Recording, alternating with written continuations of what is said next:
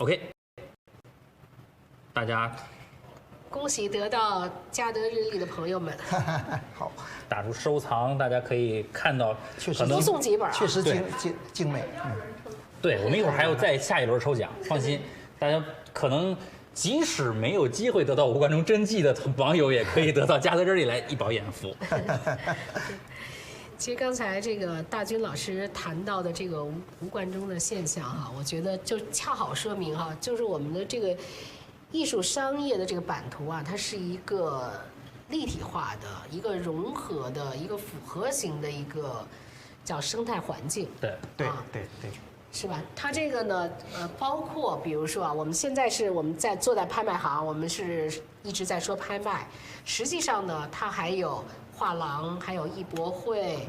还有我们的艺术院校、我们的美术馆、博物馆，包括我们的收藏家这个团体，然后包括我们的。说实在，还有我们的监管部门，还有我们的各种的这个税收、金融的政策，其实都会影响到整个我们这个艺术市场的一个走向，或者是它这个蓬勃发展的一个趋势啊。所以，而且它都是互相有作用力的。对，对啊，这个有的时候我们碰到一些这个画家哈来找我们，说的能给我拍一下我的作品吗？我的作品呢，就是从来没有上过市场啊，从来没有卖过一件。实际上，当时我们心里呢就有点替他担心了啊。这个拍卖公司呢，实际上我们的拍卖呢是我们说的二级市场。对对，我们是要经过一级市场的一个叫做刚才说哈叫金字塔型的一个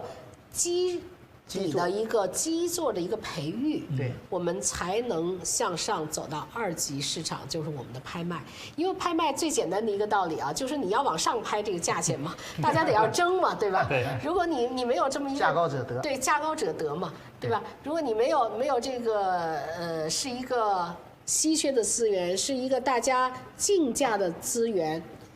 你怎么可能在拍卖场上能够得到这个最佳的成绩呢？啊，所以呢，当我们很多的这个基座啊，就是不能变成无土的栽培啊，它需要在底下有一些建构。其实这个建构的过程呢，也是一个去粗取精的过程，也是一个时间磨砺和筛选的过程啊，就是。确实会画画的人很多，对吧？但是真正成为伟大艺术家的人真的是不多。我觉得刚才讲到这个吴先生哈，就是他通过自己的这种，就是对艺术的追求，然后创作的这些作品，然后又通过这个他的这个出版，这个散文，包括他的这个展览。他让大家认识他，也让大家有一个公开的一个认知和评价。对对，他依然能矗立在那儿，那他真的就是一个伟大的艺术家。对，啊，这个东西真的是一个生态哈。我觉得我们这个生态环境啊，其实对于中国艺术品市场来讲，它还是一个非常初级的阶段。啊，就是我们比如说，大家很多人都说一级市场建构的还不够的稳固，还不够的广泛，还不够的强大啊。但是呢，恰恰呢，因为这个市场比较初级，我觉得我们才有更大的一个发展空间。这还是我们真正看好我们每一件艺术品啊未来的一个发展，一个非常重要的一点。对对对，就是我们现在其实。真的还很初级，比如刚才讲的齐白石哈，就说齐白石，不管他有1万件作品也好，有15000件作品也好，实际上他有点跟刚才您说的这个吴冠中是一样的，就是他的作品足够的丰富，对啊，他的题材足够的丰富，啊，他的这个跨越的年度非常丰富，从50岁到90岁的作品都有，啊，然后呢，他也是长期的。有一个传播的过程啊，所以它成为我们艺术品市场的一个常青树啊。那从另外一个角度呢，我们也可以看到，就即便是像吴冠中吴先生，或者是齐白石啊老先生，都被我们这个中国人民认定为是这个人民艺术家。当然呢，他们也有海外市场。比如说我们50年代的时候，齐白石的那个册页也去整个欧洲进行过巡展的啊。然后当然我记得好像还有很多齐白石的藏家。那个东欧那时候我们去捷克，捷克的那个博物馆里有很多齐白石藏家，他们有一个老先生当年还见过齐白石，后来我还把这个老先生的这个后来介绍给了那个北京画院他们还出那本书。那吴先生也是蜚声这个海外和海内的是吧？那即便这样，实际上呢，我们的艺术品市场，我就说发展还不足，所以呢，我们的这个叫做价位价格，其实还是不足以的。比如说就前几天我就看到就是马蒂斯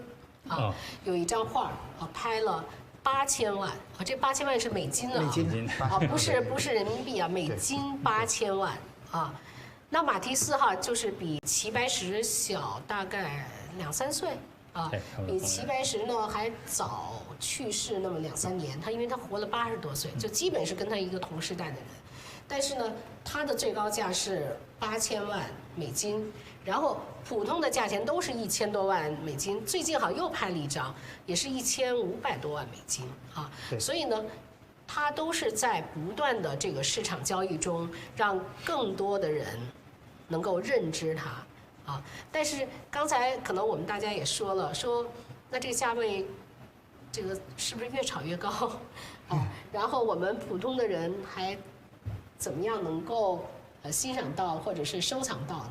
呢？实际上呢，我觉得这个叫做艺术的大众化我们可以以更广泛的一个视角来看待这个问题，就是我们现在你看，经过30年的拍卖这个中国有了很多的收藏家，私人的收藏家，他们经过了一段自己的这种藏品的这个叫做建仓之后呢，你看这10年来，纷纷的有这个个人的私人的美术馆民间的美术馆在成立那今年你看龙美术馆是已经成立了10年了，那么他们会把自己的藏品包括还有其他的艺术品的推广都放在这个龙美术馆里面，其实是回馈整个社会回馈我们所有热爱艺术的人对我觉得如果把这个问题看的就是更加的这个宽一点其实我们都是受益者，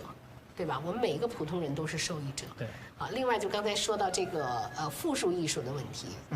其实呢，复数艺术也是随着我们的这个网络的这个交易的发达其实复数艺术也成为一个重要的一个艺术品的一个叫做收藏的一个群体就开始了。对，我们这个嘉德从2020年开始，这个在网上进行这个网络拍卖然后呢，最近又有了一个这个叫做极客拍，我们就有一些复数艺术品在网络上这个拍卖交易。那么很多的这个年轻的收藏家，或者是刚刚入门的初级的收藏家，他可以从这儿开始进入通过一些不太高的价钱买到非常精美的，比一般的印刷品要精美的多的真正的这个有的是版画，有的是限量的这个高质量的这种复数的艺术品然后可以从这儿开始收藏我觉得这个普及性是不可限量的。所以刚才您提到这个，我觉得很有意思，就是大众可能会有一种误区，会觉得拍卖的价格或者艺术市场价格可以简单的推动或者推手，但实际上刚才提到，不管是吴冠中也好，还是齐白石也好，都有一个人民艺术家。这个人民当然不仅仅是一个简单的一个概念，它其实是一个很大的群众基础，包含了刚才您提到的很多出版展览等一系列的很系统的一个生态的搭建，才能形成它的市场价格。而在这个市场价格的形成过程中，其实可以看到拍卖是作为一个市场的引领也好，或者说它是一个重要的环节。那这个过程中，我就想问一下，您怎么看待说，整个我们的艺术市场，但是怎么判断说哪个艺术家可能还有未来价格上升的空间，或者他怎么去发掘它的价值？实际上这个拍卖市场呢，我觉得最可贵的首先呢是它一个交易的一个合理性和公平性啊。我们都知道哈，这个拍卖的这个6个字哈，叫公开、公平、公正啊。这几个字呢，其实呢是代表了我们一种现代的交易模式。以前可能我们这个艺术品的这个交易是一个，哎，这个不是以前说那个琉璃厂还是哪儿，古董都是袖子里头哈这样的，是吧？看了这个多少钱，这个就是1对1的买卖哈，就大家这个不太公开的一种买卖。那么其实有了这个拍卖的这种程序的设计，它是一个现代的一个公平的交易形式。连这个在2020年的时候，这个诺贝尔这个经济学奖都给了这个拍卖理论哈，就是这个什么 Milgram 还有什么Nico 什么啊，这两个这个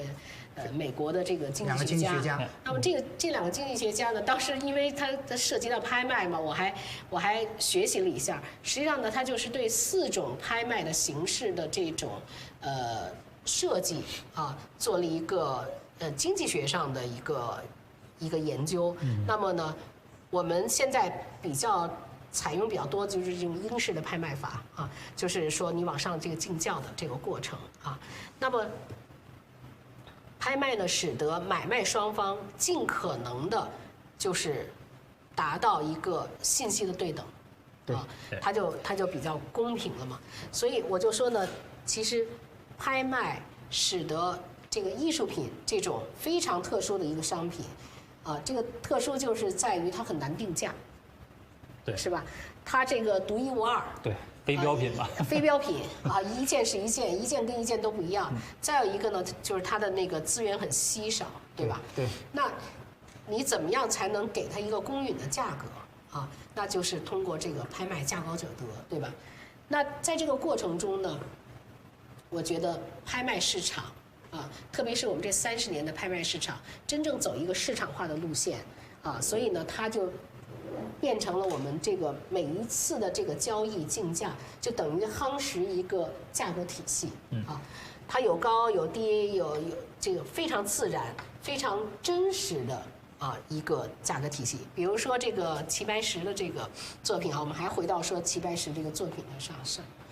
1995年我们也曾经拍过一场非常特别的当时应该也讲是一场创新式的一个拍卖，就是一个收藏家收藏的一个画家的作品就是杨永德先生藏齐白石作品专场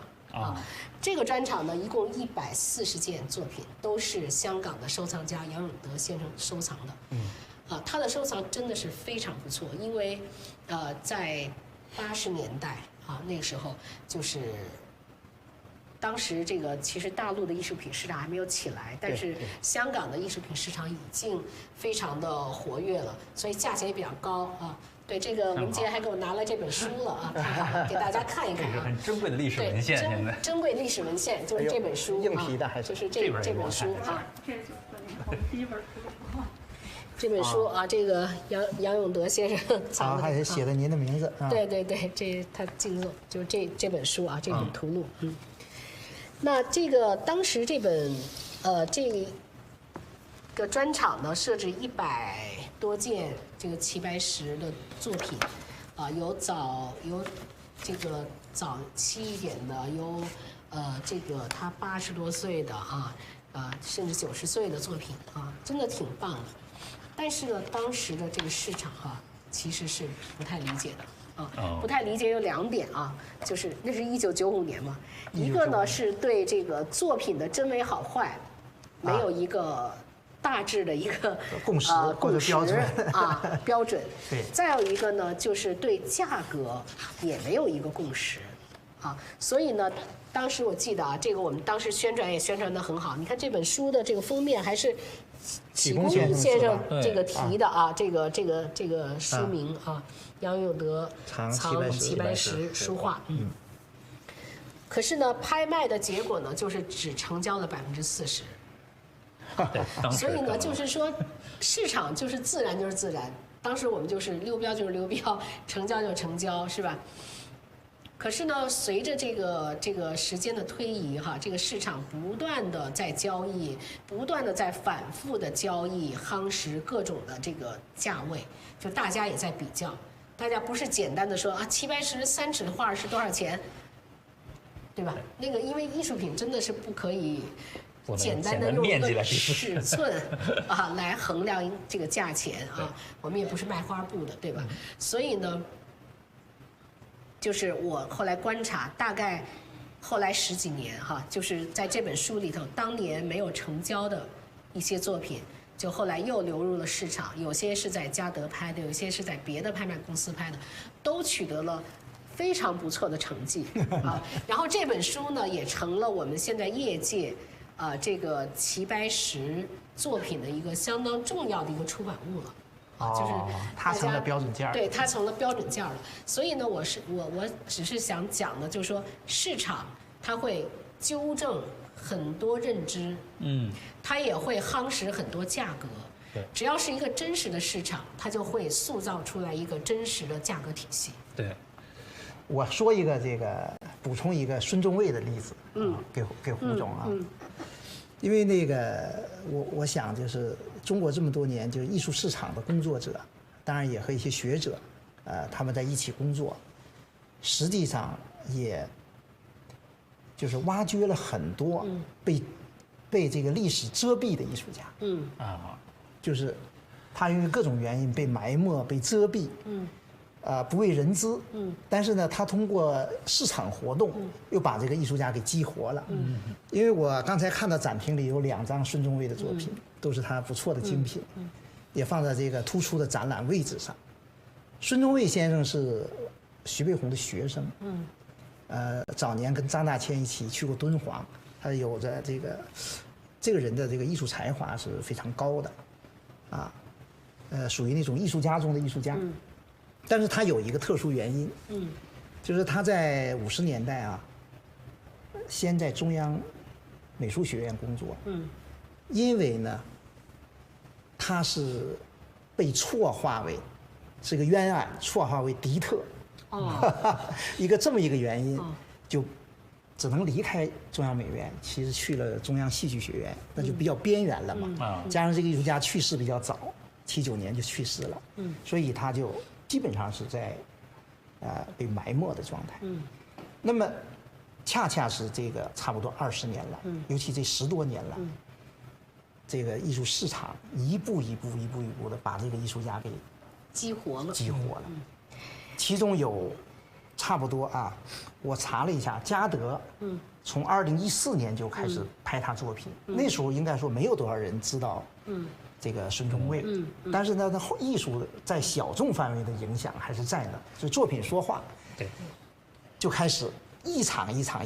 的带动着这个孙中卫在这个民间的认知。其实他是领先于实话说是领先于官方认识的。对，这个我也不瞒这个大军老师说您刚才说呢，很多人是从拍卖中才认识孙中卫先生的。其实我也是吗？就即便是我学过美术史，但是我真的不了解孙中卫先生因为我们在我们的美术课本里面也没有看见过他的作品我也是从我们的拍卖这个展览上才看到。就看到第一天开始，我就特别喜欢他的这种风格，所以呢，后来也是因为看他的作品，才又看了看他的这个生平事迹。但是您今天讲的那个另有隐情，那个我还真不知道，就是我又学习到错划为右派什么的对。但是还有更深层的原因，就是这些所以说，刚才2位老师谈到，其实我有一个很大的感触，就是另外一个大家可能对拍卖或者艺术市场形成的一个误区，就是老想有漏。但其实呢，漏是一种投机心理。但如果把这个漏换一种说法，或者说我们来看一个更全貌的艺术市场，其实是价值洼地。刚才您谈到的，比如说像孙中卫先生，包括黄明宏先生以前的这几年的这个际遇，可以看出来，其实我们拍卖或者说艺术市场的不断的完善，其实是推动我们整个的这个价值被不断的重新发现的过程。那比如说像这个夏德94年的春拍，这是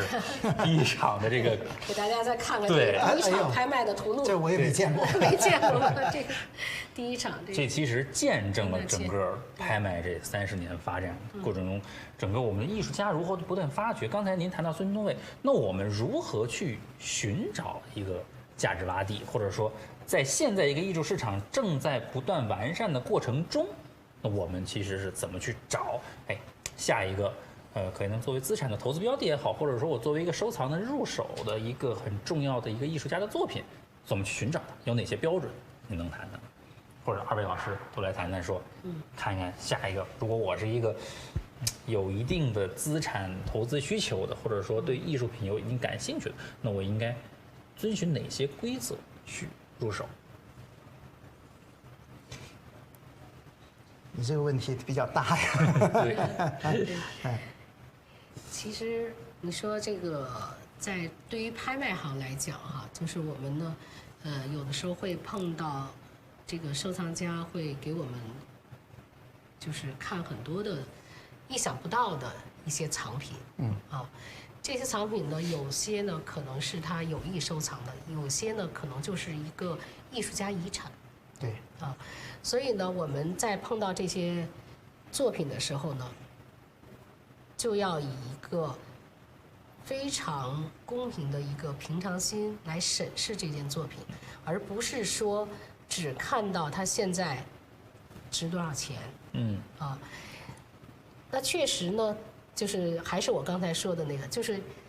一只眼看学术，一只眼这个看市场。另外呢，你还要有一个开放和公平的心。那这个时候呢，就是比如说啊，我们有一些作品，那从我们的专业的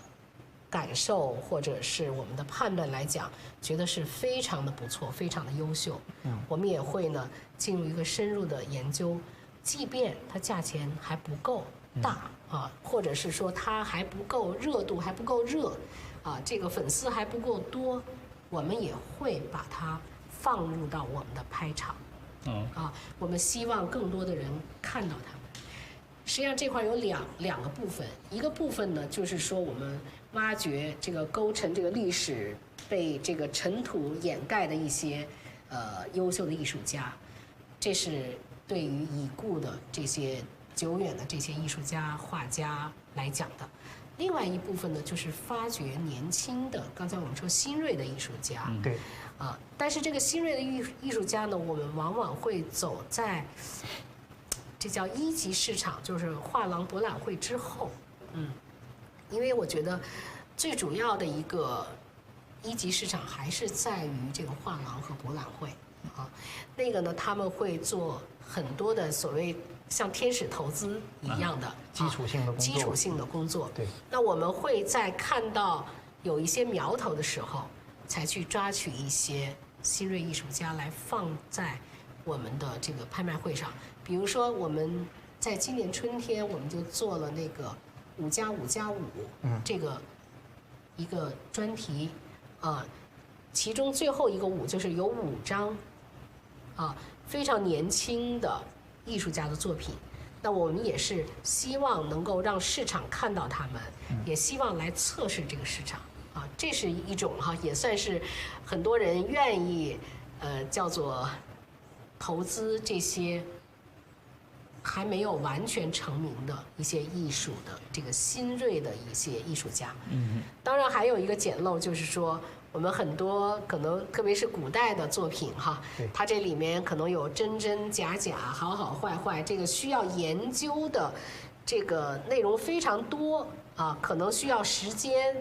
那么在你拿出来的这一刻，大家还没有看明白，还没有研究透。那研究透的人，或者是他查到什么资料的人，他可能就先下手买了；没有研究透的人，没有敢下手。那么竞争的人少，就自然就是被捡漏了那实际上，所有的在艺术品市场上，这个所谓这个价值判断，都是一个认知问题。都是一个认知问题哈，对是吧？有的人老说，哎呀，你看我那时候错过了什么什么，那就是还是当时你没看明白、没看懂，那你就会错过。对，这个认知问题其实是对，我觉得那个就是胡总讲的这个非常有道理的，就是关键词，价值认知。对，对，就是任何市场啊对，不管它是